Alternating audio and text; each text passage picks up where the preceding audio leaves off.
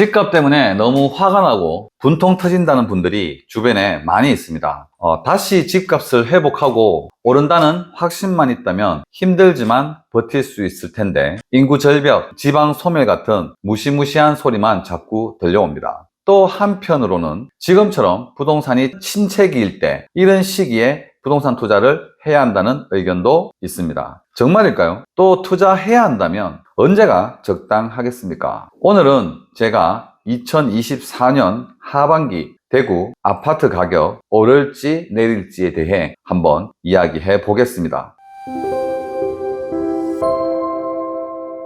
우리가 첫 번째로 부동산을 하는 이유는 화폐 가치가 떨어지고 물가는 상승하고, 물가는 평상시에 언론에서도 나왔듯이 몇 프로 상승합니까? 3%. 3%씩 상승한다는 말은 반대로 생각하면 내 돈의 가치가 떨어진다고 봐야겠죠. 돈의 가치가 떨어지는 것을 방어하기 위해서 해지한다, 방어한다. 그렇죠? 해지 수단으로서 실물 자산에 투자를 한다. 실물 자산에서 대표적인 게 부동산이죠. 부동산 외에도 금, 이런 것들이 실물 자산입니다. 돈의 가치는 떨어진다. 만 원을 가지고 시장에 장을 보러 갔는데 별로 살 게 없다라고 얘기했었는데 언론에 나오는 뉴스를 보면 5만 원을 들고 가도 요즘에는 시장에 가도 살 게 없다. 최근 또 뉴스에서는 10만 원을 들고 가도 살 게 없다라는 말들이 많이 나오고 있습니다. 그렇죠? 돈 가치가 진짜 없습니다. 돈 가치가 떨어지는 거죠. 그런데 최근에 예를 들어서 이제 화폐 가치가 자꾸 또 떨어지니까 10만 원짜리도 만들어야 된다는 이런 얘기가 많이 나오고 있습니다.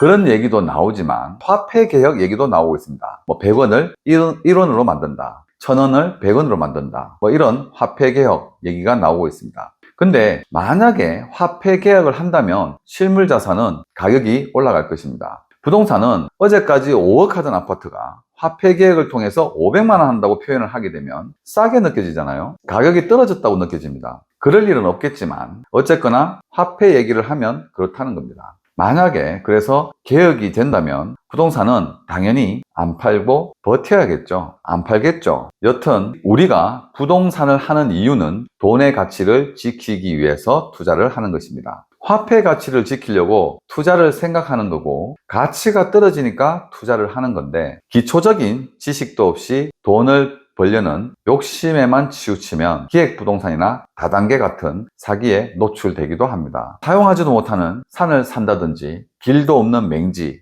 또는 지분 투자를 한다든지 등등 여러 가지 사기를 많이 당하죠. 항상 부동산 강의를 가면 강의장에 오신 분들 중에 한두 분씩은 꼭 있습니다. 그래서 그걸 왜 샀습니까? 라고 물어보면 그냥 없는 셈 치고 던져놨다. 없는 셈 치고 하기에는 너무 좀 큰 돈이죠. 차라리 내가 그 3천만 원, 4천만 원 돈을 내 맘대로 나를 위해서 썼으면 아깝지는 않습니다. 그죠? 평생에 내 맘대로 한번 써본 적도 없는 그런 돈이죠. 작다면 작고 크다면 클 수 있는 돈입니다. 근데 그런 돈을 없는 셈 치고 던지기에는 너무 아깝지 않습니까? 근데 그 사용하지도 못하는 만댕이 꼭대기 산에다가 평당 몇천 원짜리, 만 원짜리를 몇만 원, 몇십만 원 평당 그렇게 주고 사가지고 돈 한 번 써보지도 못하고 다 사기당해가지고 묻어놓는, 그게 제일 마음이 상하는 겁니다. 그래서 이제 속지 말자. 상가 사례도 많이 있습니다. 6억 주고 사가지고 3억 넣고 3억 대출을 냈는데 임대는 안 나가고 3억에 대한 이자 매달 나가고 거기다가 플러스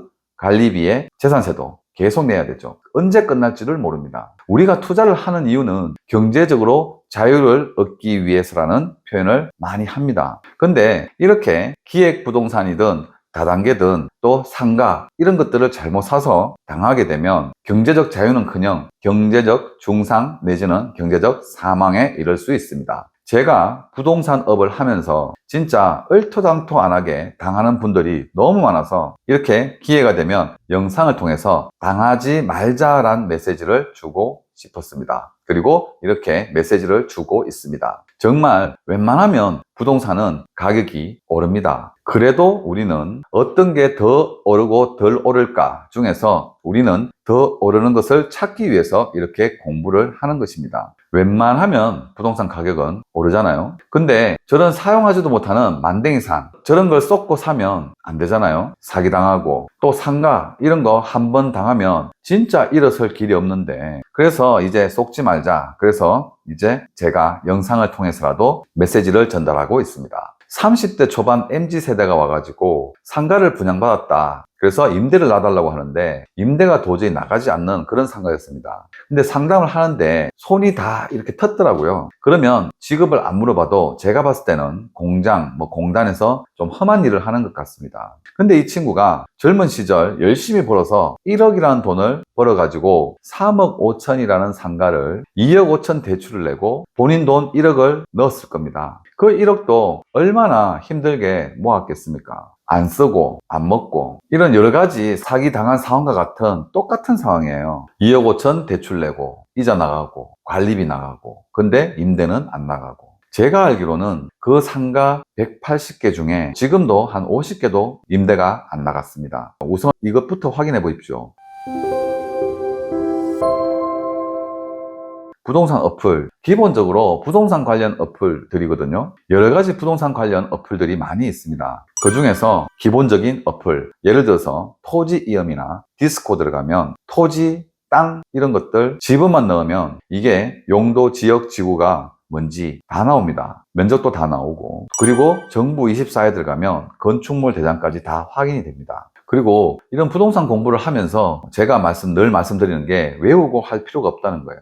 요즘에는 워낙 앱 어플들이 잘 돼 있습니다. 부동산 계산기 어플을 들어가면 수익률 계산 이런 것들이 있잖아요. 내가 매입하는 금액이 8억, 내 돈 3억 넣고 대출 5억 내고 월세 얼마 받는데 이게 수익률이 얼마인지 그냥 딱 이렇게 어플에 넣기만 하면 금리까지, 그리고 지금 대출 금리 5.5%에 5억을 빌리고 이런 내용들까지 딱 넣으면 수익률 계산이 다 계산되어서 나옵니다. 인터넷 등기소 어플을 이용하시면 당연히 등기부등본도 확인하실 수가 있죠. 그리고 아실, 아파트 실거래가 어플을 보시면 모든 아파트 관련 내용들이 다 나와 있습니다. 유튜브를 보시면 아파트 시세라든가 과거 이력이라든가 아파트 거래량, 변동량 이런 것들을 많이 얘기하잖아요. 그 자료들이 전부 어플에 다 나와 있습니다. 아파트 실거래가 아실에 들어가시면 다 나와 있죠. 아파트 가격 변동 추이, 내 동네, 내가 사는 아파트 단지 인근 아파트와 비교, 갭 투자할 만한 아파트 등등 다 확인이 됩니다. 어플이 다 있습니다. 기본적인 어플들, 그 외에도 많은 어플들이 있는데 제가 지금 말씀드린 어플들만 해도 부동산 실무를 하는 데에도 전혀 어려움이 없습니다. 그래서 이 정도의 어플들은 일단 아시고, 그래야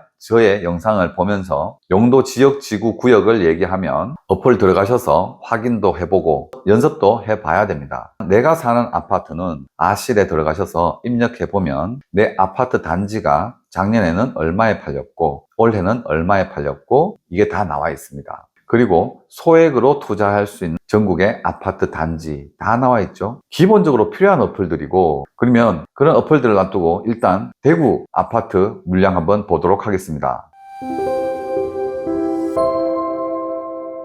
작년에 봤을 때 2023년도 공급 입주 물량은 35,000개, 내년에 27,000개 이랬는데 올해 벌써 24년이 됐습니다. 근데 대구에 아파트가 몇 채가 필요하냐? 1년에 통계적으로 인구의 0.5 정도를 곱하면 됩니다. 어느 지역이든지 통계적으로 그렇습니다. 필요한 아파트 물량 통계적으로. 그래서 우리 대구가 240만에서 250만으로 봤을 때 240만이라고 보고 240만 곱하기 0.5 하면 한 12,000에서 13,000 정도 됩니다. 그 정도 선이 우리가 원래 필요한 물량입니다. 근데 2022년도부터 필요한 물량의 거의 2배에서 3배가 많았습니다. 그러니까 지금 공급 물량이 너무 많다고 이야기를 하는 겁니다. 근데 2025년도가 되면 10,000개 정도로 떨어집니다. 26년도가 되면 공급 입주 물량이 더욱 떨어집니다. 7,000에서 8,000개 정도로. 그 다음에는 27년도가 되면 더욱더 공급이 없겠죠. 저는 아파트를 투자할 때 보통 좋은 동, 좋은 층을 삽니다. 그래야 나중에 팔 때도 좋고, 부동산 하시는 분들이 늘 얘기합니다. 예를 들어 3층을 사야 되나 로얄층을 사야 되나. 로얄층 오르면 저층도 같이 따라 올라가는데 굳이 몇 천만 원 더 주고 비싸게 살 게 뭐 있냐. 싼 거 사고 같이 가격이 올라간다라고 얘기는 하지만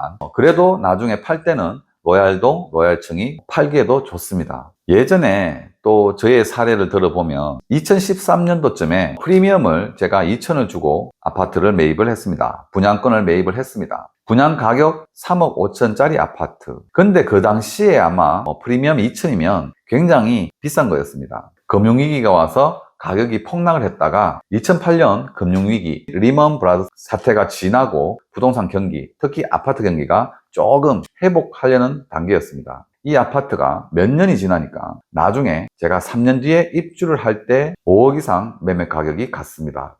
5억 5천 정도 시세가 형성되었죠. 5억 정도 매매 가격이 형성되니까 대출을 3억 5천 받았습니다. 시장을 이렇게 보면 내 돈이 그렇게 들어가지 않으면서도 투자를 할 수 있는 방법이 있다라는 걸 알게 되었죠. 거래량을 한번 얘기해 볼까요? 전문가들은 보통 거래량이 늘어날 때 투자에 들어가라고 얘기는 합니다. 어떤 집이 로얄동 로얄층을 7억에 내놨어요. 근데 매수가 붙으니까 바로 물건 걷어들이고 7억 5천에 나왔습니다. 그 다음 또 매수가 붙었습니다. 그때는 이제 아파트 가격이 좀 오르는 시기였습니다. 이렇게 오를 시기에 매수자가 붙으니 다시 물건 걷어들이고 8억에 내놨습니다. 이게 소문이 우리 단지 내 아파트에 소문이 다 나는 거죠. 물론 로얄동에 제일 좋은 조망도 나오고 여기가 제일 좋은 아파트 단지 아파트이긴 한데 이 아파트가 이렇게 해가지고 얼마까지 가격이 갔냐면 12억까지 갔습니다. 12억. 그러면 이 아파트 값을 계속 우리 주민들은 보고 있으면서 저 집이 로얄동 로얄층이지만 저렇게 가격이 간다면 내 아파트는 그 층수보다 그 동보다 못하지만 그래도 우리 아파트도 올랐다라고 생각하는 것입니다. 덩달아서 같이 가격이 오르는 겁니다. 거래량이 없으면서 가격이 오를 수 있다는 걸 말씀드리는 겁니다. 그래서 거래량만 가지고 내 매수 타이밍을 잡겠다? 쉽지 않다고 말씀드리는 겁니다. 물론 지금은 워낙 거래가 없으니까 조금만 거래가 된다면 거래량이 늘겠죠. 하지만 그 거래량이 늘었다고 해서 그게 지침이 될 수 없으니 거래량이 늘 때다 싶어가지고 데이터를 보고 내가 그 현장에 차를 가면 넣습니다. 넣고. 근데 또 좀 있으면 그런 얘기도 들릴 겁니다. 거래량이 없으면서 가격이 올라가는 거 보니까 거품이다. 근데 거래량이 많으면서 가격이 올라가는 건 아니다. 꼭 그렇진 않다. 그래서 이런 거래량을 가지고도 제 경험을 얘기하는 거니까 이 동영상을 보시는 분들 중에 나는 그렇게 생각 안 한다. 이런 얘기들을 댓글 달아주셔도 됩니다. 제 경험상으로는 대부분 그랬고 그렇게 해왔었고 그랬습니다. 그래서 이제 아파트 얘기가 제일 궁금하고 하니까 이렇게 말씀을 드렸는 거고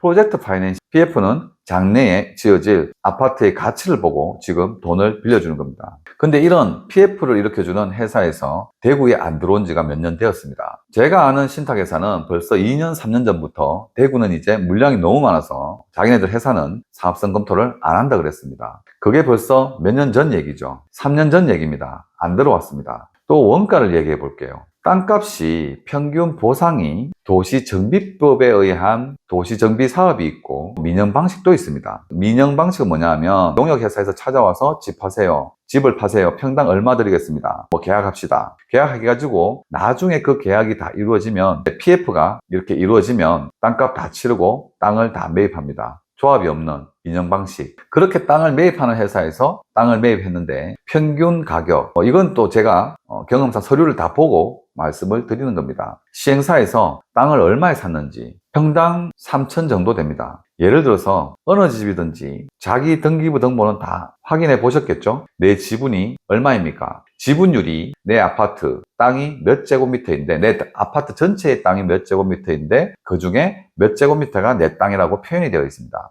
대지 지분율 34평을 기준으로 봤을 때 10평에서 12평, 13평 요 정도 선입니다. 높이 지어지는 주상복합 말고 평균적으로 우리가 얘기하는 20 몇 층, 30층짜리 그런 아파트들 중에 등기부를 떼보시면 내 지분이 그 정도는 될 겁니다. 10평, 12평. 그러면 예를 들어서 땅값이 보상이 3,500이 나간다. 보상이 3,500만 원이 되었다. 그러면 아파트 지으려고 땅을 모았을 때 평균 가격이 평당 3,500을 보상해 줬으면 내가 12평을 가지고 있다면 땅값이 얼마인가요? 땅값만 4억? 4억 2천 정도 됩니다. 그죠? 땅값만 이렇게 형성이 되는 겁니다. 지금 아파트 원가를 얘기하고 있습니다. 우리가 지금 사는 아파트들이 위치에 따라서 차이가 많이 나지만 제일 좋은 동네 말고 또 저 외곽지 그런 아파트 단지를 빼고 지금 그래도 우리가 이제 중간쯤 되는 평균적인 아파트 단지, 평균적인 동네를 보고 얘기하자면 34평을 짓는데 건축비가 얼마나 드냐? 물론 세밀하게 들어가면 허가비부터 시작해가지고 모든 많은 것들이 있겠지만 단순히 계산을 해보면 34평 아파트, 내가 사는 면적은 몇 평입니까? 34평형 아파트는 내가 직접 쓰는 면적은 한 24평 정도 됩니다. 24에서 25평. 근데 34평으로 분양하는 건 여기에 내가 사용하는 전용 면적에다가 주차 공간, 엘리베이터 공간, 주민센터 시설 이런 공용 면적이 다 포함인 거죠. 단지 내에 모든 시설이 다 포함해서 내가 34평형에 분양받는 겁니다. 그러면 34평 지으려고 지금 평당 건축을 할 때 아파트 예전에 지을 때는 건설회사들이 평당 얼마에 도장을 찍었냐면 450, 500 이 선에서 도장을 찍었습니다. 근데 지금은 건축비도 인건비도 엄청 올랐죠. 많이 올랐습니다. 지금은 더 비싸죠. 평당 700에도 시공사 건축을 해주는 아파트 건축을 해주는 회사에서 도장을 안 찍습니다. 왜? 그 가격에 못 찍기 때문이죠. 건축비만. 그러면 지금 건축비를 얘기할 때 지금 서울에서 얼마 전에 언론에 나왔던 거는 이제 곧 평당 1,000만 원 시대다. 건축비가 올랐다는 겁니다. 아파트 짓는 단지에 이제 레미콘 공장을 세워서 단가를 낮춰보겠다라는 얘기도 나오고 있습니다. 그만큼 건축비가 너무 올랐기 때문에 예전에 평당 700, 근데 지금은 800, 900 가니까 짓지를 못하죠. 그리고 또 지금 재건축 현장 공사 중지된 곳도 있죠. 언론에서도 많이 나오고 있습니다. 조합에다가 공사비 더 달라. 공사비 올랐으니까 더 올려달라. 근데 공사비가 오르면 조합원들은 분담금이 더 부담이 되겠죠. 그래서 공사비를 못 올려주겠다. 그래서 또 공사비를 안 올려준다 하니까 공사를 못하고 섰다가 서로 또 합의되니까 또 공사도 하고 이런 시국입니다. 지금 그러면 평당 예를 들어 700 잡아도 평당 건축비를 700만 원만 잡아도 34평 같으면 2억이 넘죠. 짓는 비용이 그렇습니다. 대충 원가. 그래서 이제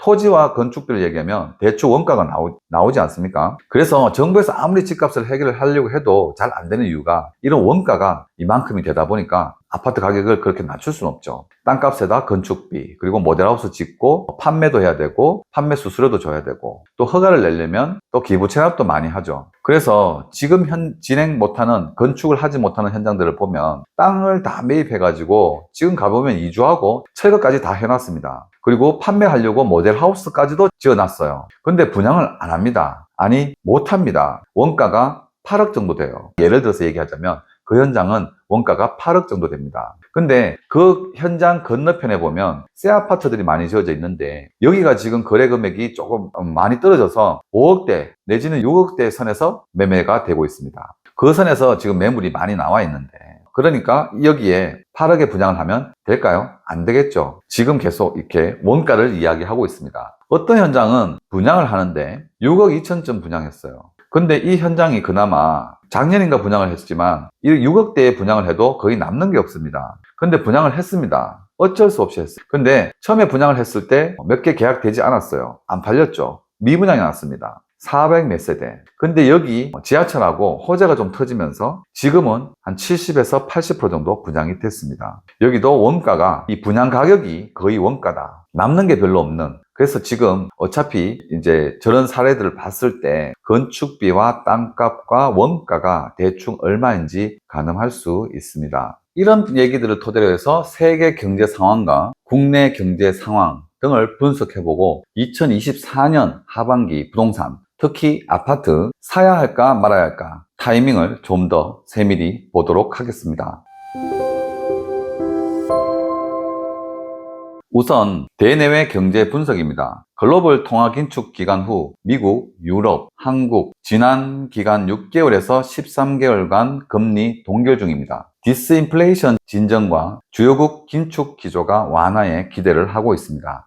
글로벌적으로도 2022년부터 통화 긴축이 급격히 이루어졌고 지금은 금리 자체가 보합세입니다. 완화되고 있고 또 완화에 이어서 금리 인하도 기대가 되고 있는 그런 상황입니다. 미국 GDP 성장률 및 기여도를 보면 미국 경제분석국 자료입니다. 양호한 소비 증가세가 지속되고 있고 통화 노동시장도 강하게 고용되고 있다는 신호가 보여지고 있습니다. 견조한 경제 성장 흐름 성장률을 지속할 것으로 예상하고 있고, 하반기 이후에는 금리 인하 등으로 성장 흐름이 점차 개선될 것으로 전망하고 있습니다. 유럽 GDP 성장 및 기여도 자료를 보면 유럽도 최근 제조업 부진이 완화되는 조짐이 있고 경기 저점을 지나가는 것으로 평가하고 있습니다. 향후 인플레이션이 둔화되고 양호한 노동시장 상황에 힘입어 소비 중심으로 점차 개선이 될 것으로 전망하고 있습니다. 그리고 유럽중앙은행 ECB에서도 금년 중에 정책금리를 인하하기 시작할 것으로 예상하고 있습니다. 주가 지수도 보면 미국도 상승을 보이고 있고 유럽 주가 지수도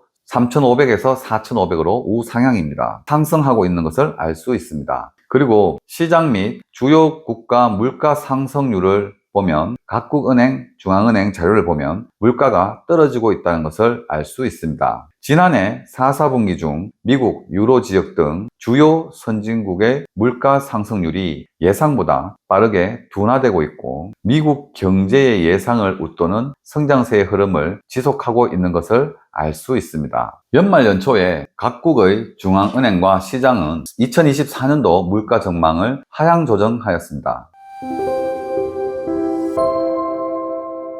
다음은 국내 경제 성장률입니다. 내수 회복 모멘텀 약화에도 불구하고 수출이 양호한 증가세로 내수 부진을 완충함으로써 당초 예상에 대체로 부합되고 있는 것을 알 수 있습니다. 미국 등의 수출 경기를 중심으로 올해 성장률은 지난 전망 수준인 2.1%로 부합이 예상됩니다. 경상수지 분석을 봐도 수출이 많이 되고 있기 때문에 완화된다는 것을 알 수 있습니다. 다음은 소비자 물가입니다. 소비자 물가 상승률은 지정학적 리스크로 최근 유가가 상승하는 점, 그리고 농산물 가격이 높은 수준을 이어가고 있는 점 등을 감안할 때 일시적으로 다소 상승할 가능성은 있습니다. 올해 연간 물가 상승률은 미약한 내수 압력 등의 영향으로 지난 전망 수준 2.6%에 부합할 것으로 예상이 되지만 향후 물가 전망 경로의 불확실성은 여전히 큰 상황은 맞습니다. 그래서 대내외적으로 경제 분석의 결론을 요약해보면 글로벌 통화 긴축 기간 후 미국, 유럽, 한국은 6개월에서 13개월간 금리 동결이 이루어지고 있고 미국과 유럽 연합 GDP 성장률과 정권 거래 지수는 모두 양호한 흐름입니다. 연초 각국의 중앙은행과 시장은 2024년도 물가 전망을 하향 조정했습니다. 주요국 중심의 글로벌 긴축 완화 및 금리 인하 기대감 상승하고 있습니다. 국내를 보면 국내 경제 성장률, 내수 회복 모멘텀이 약화세이긴 하지만 양호한 수출이 증가하고 있습니다. 24년 현재 경상수지 양호한 흐름을 보이고 있으며 25년까지 양호한 흐름이 전망됩니다. 소비자 물가 상승률은 유가 상승, 농산물 가격으로 다소 상승할 가능성은 있습니다. 지난 전망 수준에 부합할 것으로 예상하지만 향후 물가 전망 경로의 불확실성은 여전히 큰 상황입니다. 여기까지 대내외 경제 분석을 요약해 보았고요.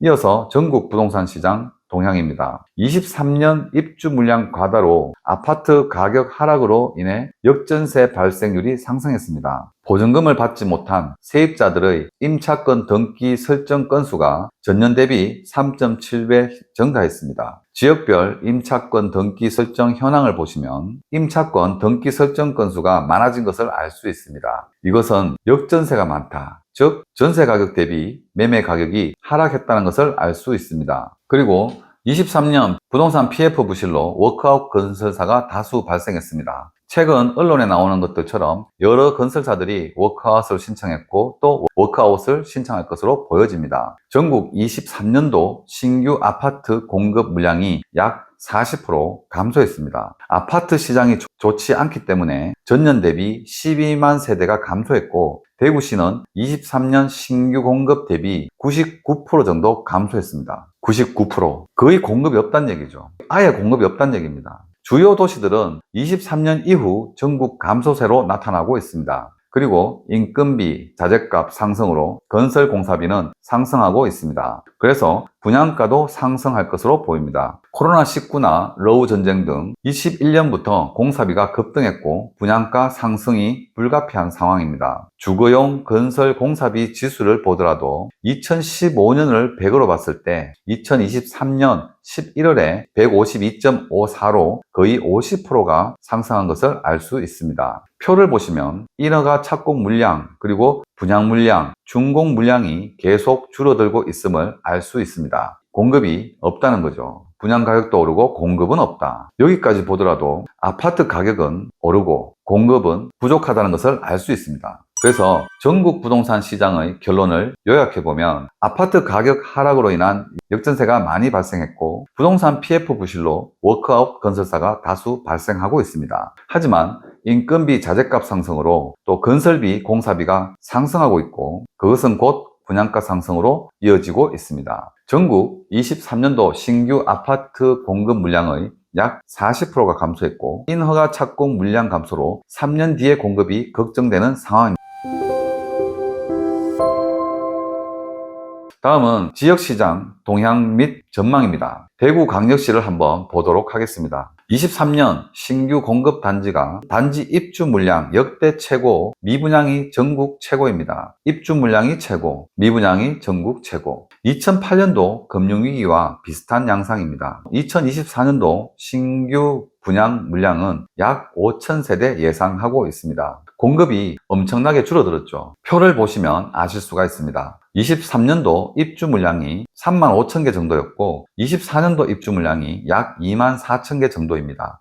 대구는 통계적으로 1년에 필요한 아파트 공급 물량이 약 12,000개에서 13,000개라고 서두에 말씀드렸습니다. 지난 23년도, 24년도에는 입주 물량이 필요한 물량보다 2배 내지 3배가 많았습니다. 하지만 23년도에 공급이 거의 없었고 24년도에는 신규 분양 물량이 약 5,000세대로 예상이 되므로 공급이 없다는 것을 분명히 알 수가 있습니다. 그리고 25년도가 되면 9,500세대, 26년도가 되면 약 6,000세대의 입주 물량이 있기는 하지만 대구가 1년에 필요한 물량에 비하면 현저히 적다는 것을 알 수가 있습니다. 대구광역시 미분양 역시 지금 현재 23년 2월 대비해서 460세대가 감소했는 것을 알 수 있습니다. 22년 12월에는 미분양이 13,445개였는데 24년 4월에는 9,927세대입니다. 2023년 대구 총 거래량도 전년 대비 약 2배가 증가했는 것을 알 수 있고 21년 거래량 수준으로 회복이 되었다는 것을 알 수 있습니다. 약간 상승 전환했다고도 볼 수 있습니다. 대구 부동산 시장 결론입니다.